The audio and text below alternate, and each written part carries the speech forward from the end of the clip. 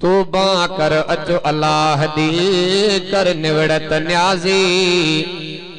फानी ही जहाना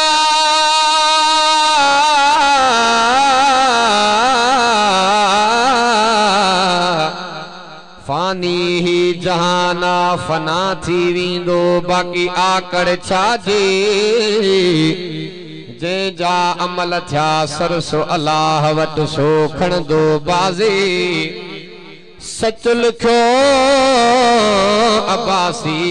समझो सिट्रसराज जी बुलंद आवाज। हजारे हस्तियों जमाने में हजारे हस्तियों जमाने में पर मोहम्मद जो नमट भाया घुम्यो अरबी जे धरती ते मिट्टी सुरमो करे पाया सराज उन जो उम्मती आया कंदो महशर अंगल अल्लाह सा।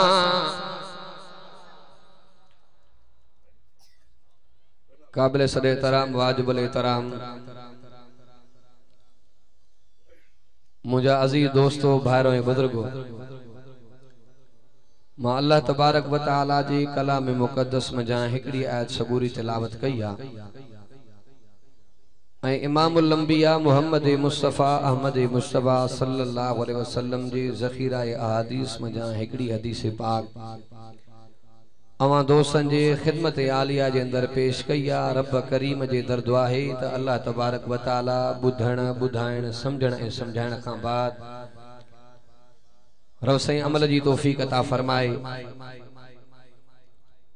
उलमा जी हाज़री अवां दोस्तन जी तशरीफ आवरी दोस्तन जो ही जानी माली तावन रब सही पांजे बारगाह इलाही जे अंदर मंजूर मकबूल फरमाए सच्चो आमीन। रुख फारम ने स्टाफ ते ज़ेरे तामीर जामे मुनीर मस्जिद के अंदर उस्तादुल उलमा मुज्तहिद आलम दीन हजरत मौलाना साईं मुफ्ती मोहम्मद दाऊद अब्बासी साहब जी सिक भरे सदे इसरार ते हिनी प्रोग्राम में हाज़िर छो दुआए त अल्लाह तबारक व तआला मुझी हाज़री के पांजे बारगाह इलाही जे अंदर मंजूर मकबूल फरमाए। रजबुल मुरज्जब जो महीनो आ असा इंशाअल्लाह पांजे मौजू के वरी थोड़ो तब्दील क्यों उलमा जा अवां मेराज के हवाले से बयान सुने अंदाज में बुधा। रजबुल मुरज्जब जो महीनो आ हिनी महीने जे अंदर सिर्फ नबी से जो मेराज ना है ब्या भी वडा वडा अजीब वाक़या पेश आए।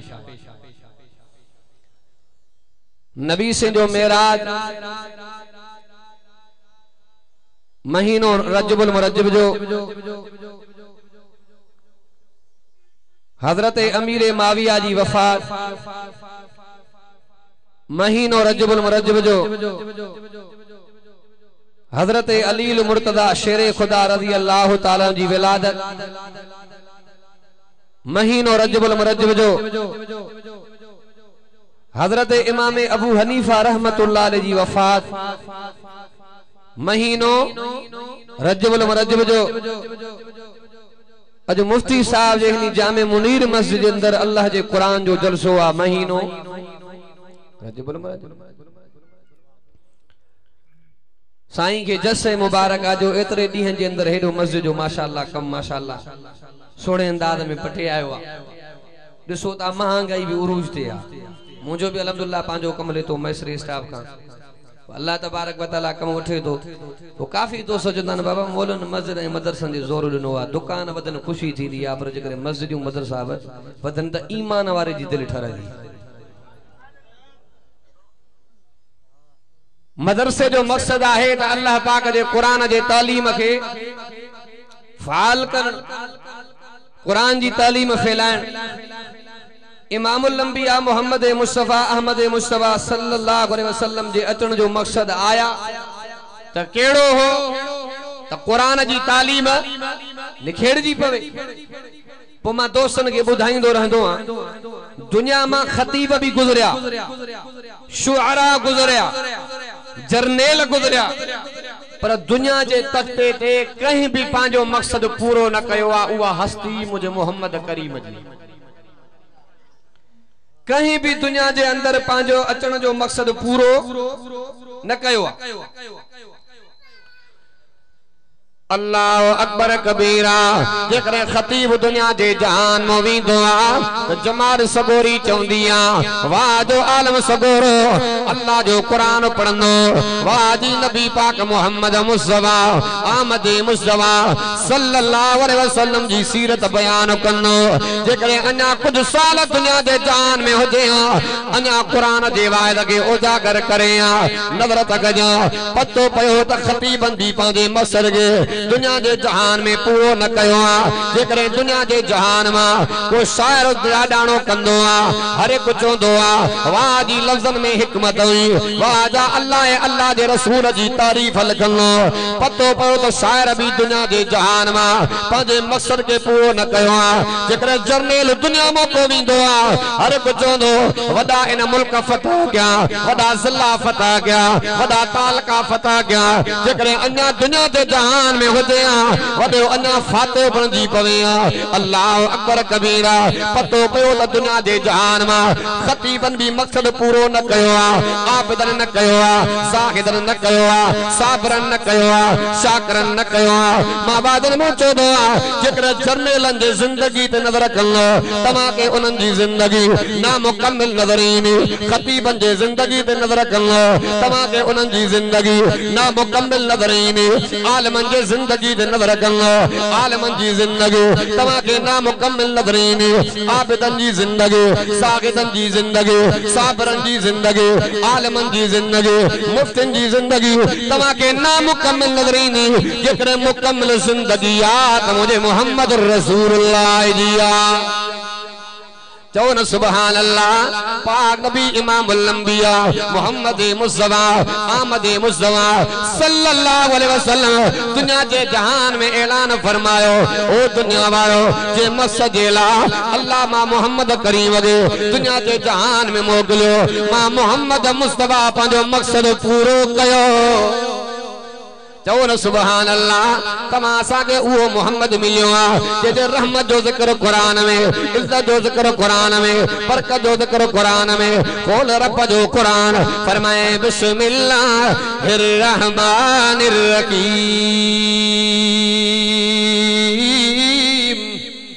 वमा अरसलनाका इल्ला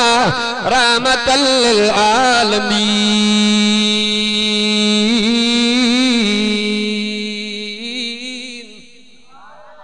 चौन सुबहान अल्लाह पाक नबी मोहम्मद मुस्तफा सल्लल्लाहु अलैहि वसल्लम जहान जे लाई रहमत या चौन सुबहान अल्लाह असा जो दिलबर नबी मोहम्मद मुस्तफा इंसानन जे ला त रहमत आ उलमा का बुधन्ना तालीम याफ्ता दौरा पाक नबी मोहम्मद मुस्तफा उम्मत जे ला दुआ घुरी ओ मुझा अल्लाह मां मोहम्मद मुस्तफा पाजी उम्मत जी पारत जो कया ओ मुझा करीम मौला नजर तक जा पाक नबी मोहम्मद मुस्तफा दुआ घुरंदो पियो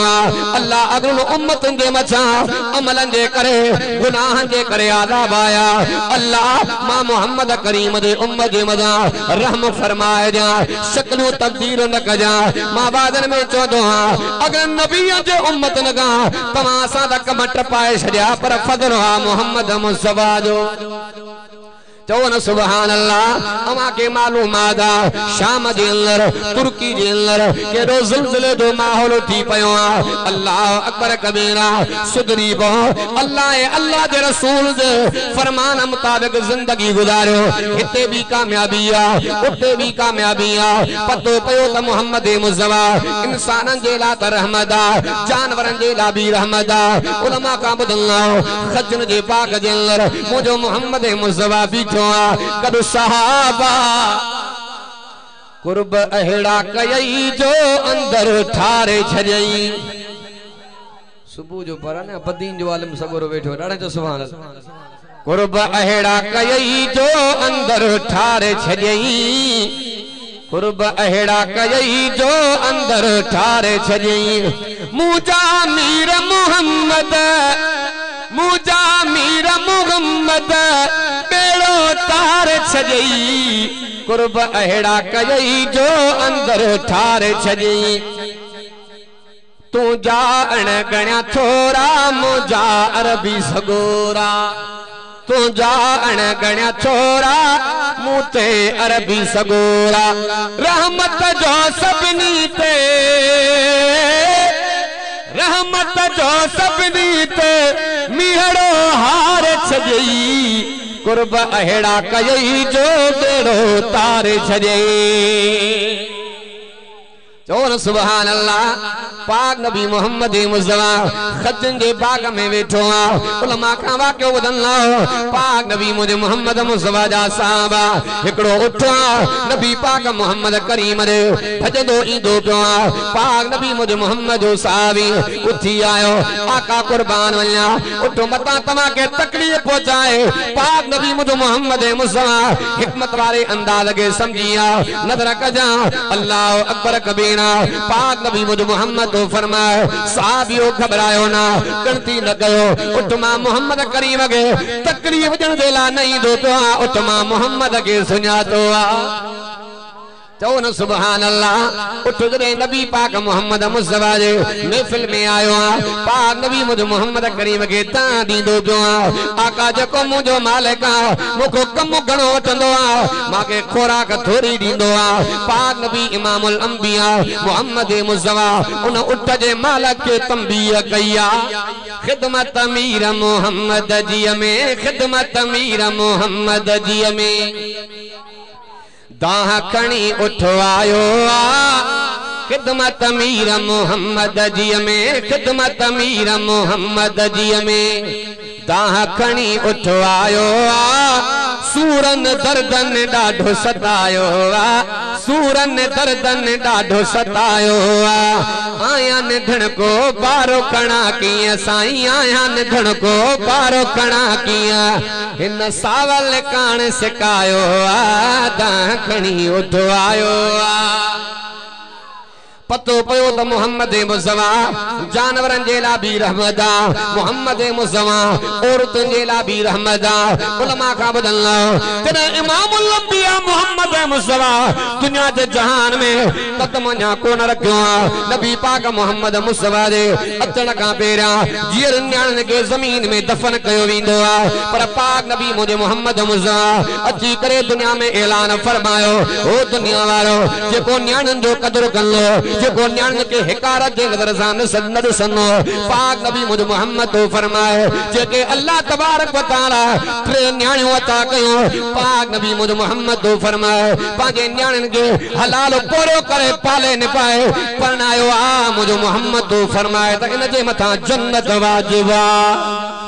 नारे तकबीर जोर से जवाब दियो नारे तकबीर शान मुस्तफा शान मुस्तफा इमामुल अंबिया मोहम्मद मुस्तफा सल्लल्लाहु अलैहि वसल्लम के इन्हीं फरमान पढ़ का बाद कोई भी न्याणन के हिकारत जे नजर सा न ॾिसंदो चौन सुभान अल्लाह पतो पयो त मोहम्मद मुस्तफा न्याणिन जे ला भी रहमत इमामुल अंबिया मोहम्मद मुस्तफा जरे दुनिया के जहान में आया नजर कजा पाक नबी इमामुल अंबिया मोहम्मद मुस्तफा घर वारन जी भी पारद कया खोल रब जो कुरान फरमाए बिस्मिल्लाहिर रहमानिर रहीम वासिरूहुन्न बिल मारूफ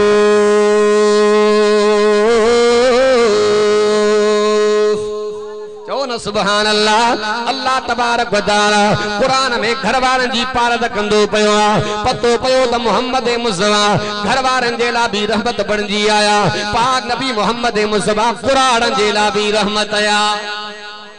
चौन सुभान अल्लाह अजो तमा साड़ असिंदारन वारन जी इज्जत निकली वया बाबे जी इज्जत निकली वया अब्बे जी इज्जत निकली वया वतन जी इज्जत निकली वया अबू दाऊद में नबी पाक मोहम्मद मुस्तफा जी हदीस भी थिया पाक नबी मुझे मोहम्मद तो फरमाए इन्न मिन इजलालिल्लाहि इकराम जिशैबतिल मुस्लिम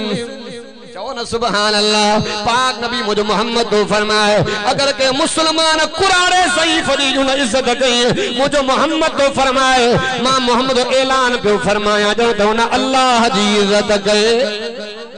चो न सुभान अल्लाह। पतो पयो तो मोहम्मद मुस्तफा कुरान जे ला भी रहमत या डाडा तो सुभान अल्लाह। तमासा के वो मोहम्मद मिलियो आ मता को एरो करो न तू खैरो चवे एकड़े के मागे दोस्त जो तमा वहां भी मोहम्मद मुस्तफा दे अर सवारे शेर जा इनकारियो मजो नन्ना असा ही तो ना हो रब्बा मोहम्मद शाह अरबा रब जी रुबूबियता मोहम्मद जी नबूवता खुदा जी खुदाइया मोहम्मद जी मुस्तफा अल्लाह राजवारो मोहम्मद मेरा जवारो चो न सुभान अल्लाह। डाडिया तो सुभान अल्लाह। इन नबी सा मोहब्बत कर जाए दुनिया में भी कामयाबियां आखिरत में भी कामयाबियां मान तो जा खोल रब जो कुरान पर मैं कुल इन कुंतुम तुहिब्बून अल्लाह फत्तबिऊनी युहिब्बुकुमुल्लाहु व यगफिर लकुम ज़ुनूबकुम वल्लाहु गफूरुर रहीम। चो न सुभान अल्लाह। यो अल्लाह जो कुरान वरी मुझे मोहम्मद जो फरमान हुजूर फरमायो ला युमिनु अहदुकुम हत्ता अकूना अहब्बा इलैहि मिन वालिदिही व वलदिही वन नास अजमईन।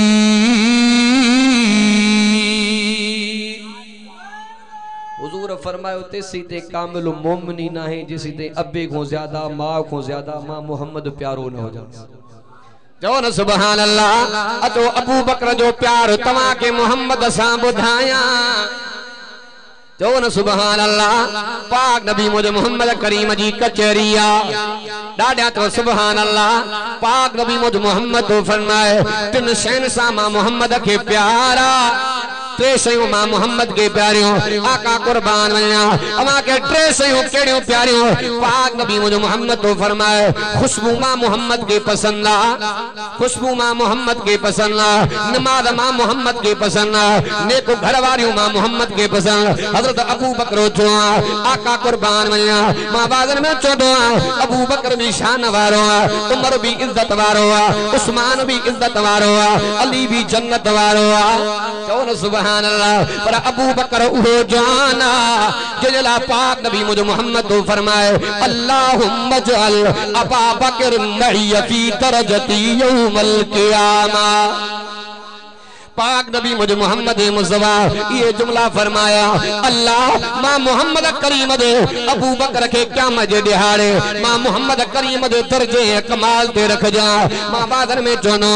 गुल त घड़ा पर गुलाब दे गुल जो मुकाबलो ना है मोती द घड़ा याकूत मरजान जो मुकाबलो ना है किताब द घड़ा पर कुरान जो मुकाबलो ना है महीना त घड़ा रमजान जो मुकाबलो ना है दी त घड़ा जुम्मे जो मुकाबलो ना है मजहब त घड़ा इस्लाम जो मुकाबलो ना है पानी त घड़ा समसम जो मुकाबलो ना है शहर त घड़ा मक्के मदीने जो मुकाबलो ना है रातू त घड़ो कटरवारी रात जो मुकाबलो ना है नबी त घड़ा मोहम्मद पाक जो मुकाबलो ना है हुजूर जा यार त घड़ा पर अबू बकर सिद्दीक जो मुकाबलो ना है आका दा गुलाम मुझी मोहब्बत आ भाई जान हलाइंदा हूं ॾाढा त सुभान आका दा गुलाम अबू बकर सिद्दीक अकबर है आका दा गुलाम अबू बकर सिद्दीक अकबर है सहाबा दा इमाम अबू बकर सिद्दीक अकबर डाडिया तो सुभान अल्लाह। पाक नबी मुझे मोहम्मद करीम ऐलान फरमायो टे शयूं मां मोहम्मद करीम के प्यारियों एक खुशबू भी नमाज तूने को घर वारियों अबू बकर भी उठो आका कुर्बान वया जे टे शयूं मुझे मोहम्मद के प्यारियों अबू बकर के भी टेंशन सा प्यारा चो न सुभान अल्लाह। हजरत अबू बकर तो फरमाए अन्नज़ुर इला वजह रसूलुल्लाह आका कुर्बान वन्या अक्यों अबू बकर जो जन चेहरो तो मोहम्मद करीम जो तेरी से अबू बकर इके यावण दिया बेनबरद मालो अबू बकर जो मोहम्मद तो कुर्बान गया टे नंबर दे न्याणी अबू बकर जी हुजे घरवारी तो मोहम्मद जी हुजे चौन सुबहान अल्लाह यो अबू बकर उलमा का बदलना हिजरत वारे राज मां बादल में चोंदो हर जगह ते अव्वल मोहम्मद सानी सिद्दीक अकबर प्यार में अव्वल मोहम्मद सानी सिद्दीक अकबर इकरार में अव्वल मोहम्मद सानी सिद्दीक अकबर ओद में अव्वल मोहम्मद सानी सिद्दीक अकबर पदर में अव्वल मोहम्मद सानी सिद्दीक अकबर प्यार में अव्वल मोहम्मद सानी सिद्दीक अकबर मज़ार में अव्वल मोहम्मद सानी सिद्दीक अकबर ओद में अव्वल मोहम्मद सानी सिद्दीक अकबर हुनैन में अव्वल मोहम्मद सानी सिद्दीक अकबर नजर कजा जुते मोहम्मद उते तो सिद्दीक अकबर चौन सुबहान अल्लाह इमामुल अंबिया मोहम्मद मुस्तफा हिजरत वारे राज मां बादल में चोनो कुरान नाज़िल थियो तै मुरात जो मोहम्मद मेराज थियो तै मुरात जो मुस्तफा हिजरत कया तै मुरात जो मूसा कलीमुल्लाह हिजरत कया तै मुरात जो रात जे टाइम ते रब जे रहमत के जलाल इंदो जरे इमामुल अंबिया मोहम्मद मुस्तफा अबू बकर जे दरवाजे आया मुझो पाक नबी मोहम्मद तो फरमाए अबू बकर हिनी रात में जागंदो पियो आका कुछ टाइम का वठी कुछ सालन का वठी मां अबू बकर के या गाल खुखंदी त मोहम्मद मुस्तफा हिजरत कंदा मक्के के शरीना मता रात जो टाइम थी वने अबू बकर के निंद वठी वने आका साल गुजरिया अबू बकर निंद पाजे मथा रात जो हराम करे शरिया चौन सुबहान अल्लाह यो अबू बकर जो प्यार जो हजरत उमर जो प्यार समझाया चौन सुबहान अल्लाह के अल्लाह वाले अजीब जुमला चया काबे ते बिलाल चढ़ी आजान बुधाइया उमर जे आमद ते तब्दीली आईया काबे ते बिलाल चढ़ी आजान बुधाइया उमर जे आमद ते तब्दीली आईया उमर ले आका दुआ फरमाइया कुफर खिलाफ उमर तलवार हलाइया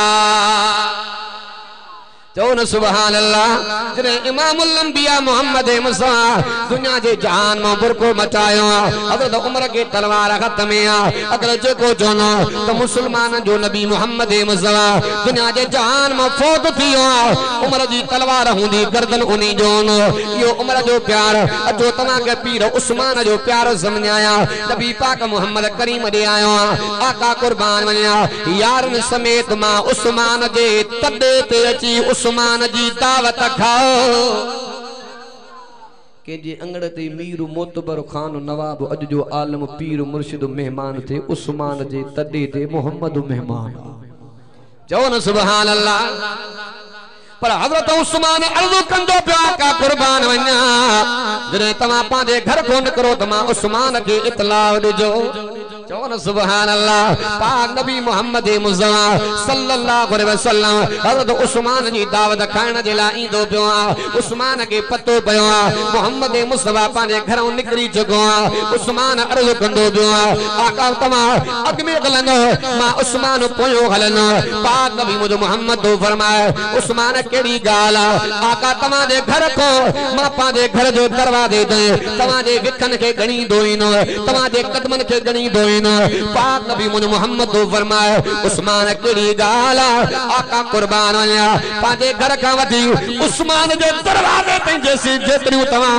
विखू खणंदो मां उस्मान ओतरा गुलाम आजाद कराईंदुम इहो प्यारा चो न सुभान अल्लाह हजरत अली दो अतो तमा के प्यार समझाया चो अली अलिया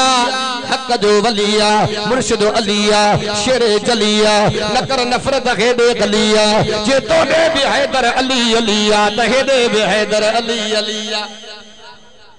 मां सोहणे अली जो गुलाम हां डाडे तो सुभान अल्लाह मां सोहणे अली जो गुलाम हां मां सोहणे अली जो गुलाम हां हसन हुसैन जे बाबे साईं खे त कंदो सलाम हां मां सोहणे अली जो गुलाम हां चो न सुभान अल्लाह नजरत गया अचो हजरत अली जो प्यार मोहम्मद करीम सां समझाया तेरे पाक नबी मोहम्मद मुस्तफा हिजरत कन पिया बिस्तरे ते सुम्हण वारो केरा हजरत अली मुर्तजा हजरत अली तो फरमाए माके पतो भी हुयो तो पतो भी हुयो हमले जी सूरत भी बनजी पई आ हजरत अली के खबर भी आ हजरत अली जो प्यार मोहम्मद मुस्तफा सा चो न सुभान अल्लाह उलमा का बदलना पाक नबी इमाम उल अंबिया मोहम्मद मुस्तफा अहमद मुस्तफा सल्लल्लाहु अलैहि वसल्लम ॾाढी भुख लगी आ हजरत अली के पतो पियो आ यहूदी जे बाग में वयो एक डोल जे बदले एक खार कदी दो पियो आ 17 डोल कढी करे 17 अजवा खार को मोहम्मद पाक करे खणी आयो नबी पाक फरमायो अली तो के इन मजदूरी करने ते के मजबूर क्यों आका मोहब्बत तो मोहम्मद जी चो न सुभान अल्लाह दादा तो सुभान अल्लाह